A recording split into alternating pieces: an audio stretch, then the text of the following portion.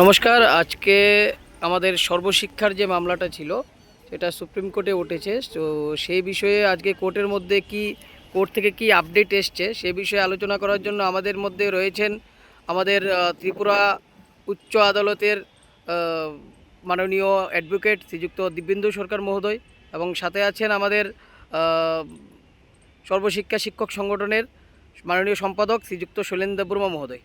তো আমি স্যারের কাছে জানতে চাইবো আজকে সুপ্রিম কোর্ট থেকে আমাদের কি আপডেট রয়েছে স্যার। নমস্কার। আজকে আজকে এই ম্যাটারটা, সর্বশিক্ষার যে ম্যাটারটা, এটা কোর্ট নাম্বার 8-এ দীপঙ্কর দত্ত এবং ওনার যে সহ জাজ ছিলেন ওদের বেঞ্চে উঠেছে।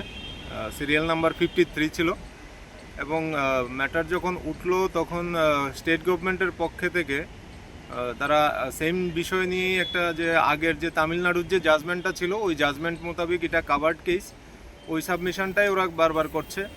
এবং তারা আরেকটা অ্যাপ্লিকেশন ফাইল করেছে, ইন্টারলোকুটরি অ্যাপ্লিকেশন, যেটাতে তিনজন পিটিশনার যারা এখন রেসপন্ডেন্ট, ওই তিনজন পিটিশনার মারা গেছেন, ওদের যে লিগ্যাল হেয়ার্স আছে ওদেরকে সাবস্টিটিউট করার জন্য।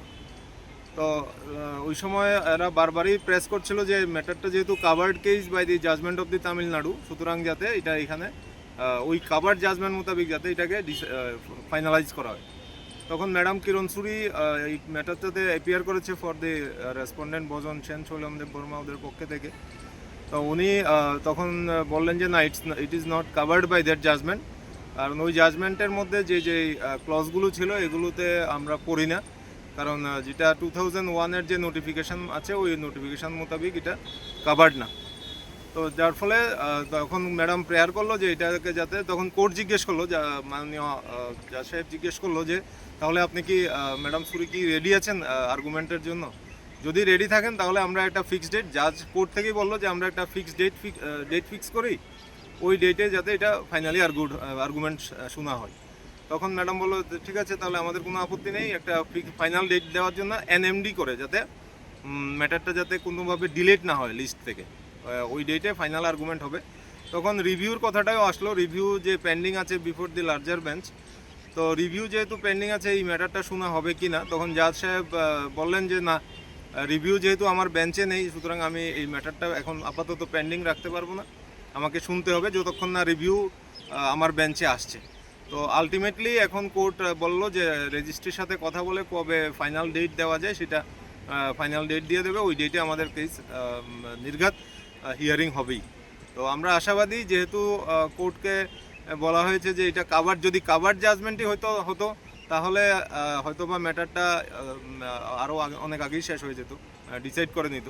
কিন্তু যেহেতু কাভার্ড জাজমেন্ট না, জাজ সাহেবও বুঝতে পেরেছেন এবং ম্যাডাম সুরিও এটাকে পরিষ্কারভাবে বুঝিয়ে দিয়েছেন, তো আমার মনে হয় এটা আমাদের পক্ষে যাবে, ভালোই হবে ফাইনাল আর্গুমেন্ট হলে ইলাবোরেটলি। কারণ আমাদের স্ট্যাটাসগুলো, যে ত্রিপুরার যে সর্বশিক্ষার যে টিচারদের যে স্ট্যাটাস এবং যে তাদের যে নোটিফিকেশানের যে কাট অফ ডেট আছে, ওই ডেটগুলো যদি কোর্টের কাছে নলেজে নেওয়া হয় যে ট্যাট আমাদের জন্য ম্যান্ডেটরি না, এবং যে বিভিন্ন ধরনের সময় যে স্টেট গভর্নমেন্ট থেকে কী কয় অ্যামেন্ডমেন্ট চাওয়া হয়েছে, টাইম এক্সটেনশন চাওয়া হয়েছে, বা এমএইচআরডির থেকে যে এগুলো দিয়ে দেওয়া হয়েছে, এগুলো যদি সবগুলো বিষয় যদি মাননীয় সুপ্রিম কোর্টের যে ডিভিশন বেঞ্চে যদি ডিসকাশন করা, হিয়ারিং করা হয়, আশা করি এটাতে আমাদের পজিটিভই হবে।